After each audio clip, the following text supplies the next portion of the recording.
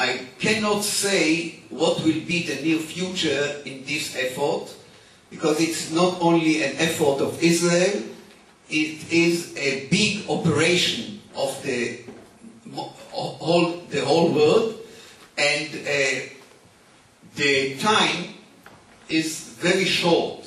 We speak about 2 or 3 years until they can have a operational capability of atomic energy. Ich kann Ihnen nicht sagen, was die nahe Zukunft in Bezug auf die Frage Iran und nukleare Aufrüstung bringt.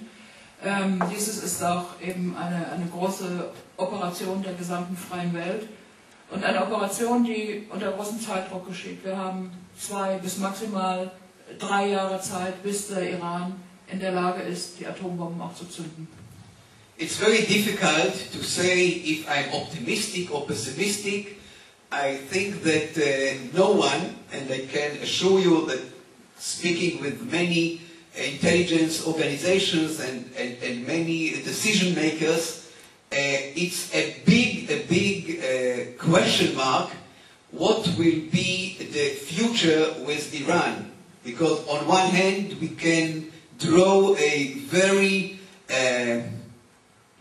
dangerous picture of the forecast abilities of a government like Iran. On the other hand, we saw that even leaders, like I gave you the example of Libya and North Korea, after many years understand that they have a better solution and they can be compensated better for the well-being of their society.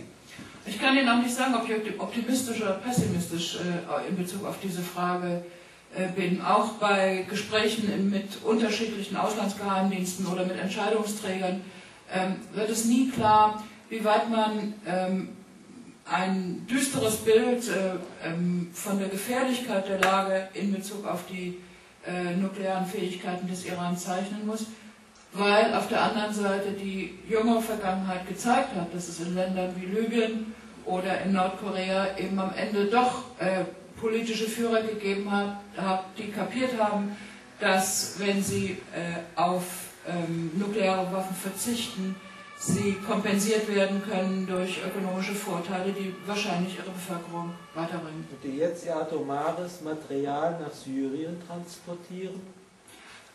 You understood?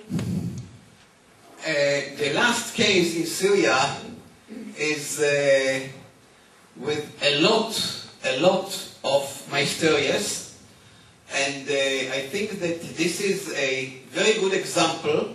You know that one of you are so well informed about Jewish tradition. So in Jewish tradition we have a proverb: do more and speak less. I think that this is relevant to this answer. Also Sie wissen ja, dass er Geheimdienstgeneral war. So erklärt sich jetzt wohl auch die Antwort. Dieser letzte Vorgang mit Syrien ist mysteriös, wie er sagt. Und da viele von Ihnen vertraut sind mit den jüdischen Traditionen, kennen Sie vielleicht auch das Sprichwort, das die Juden gerne zitieren: tu mehr und sprich wenig. Damit ist alles gesagt. Ich muss Seiten übersetzen. Dankeschön.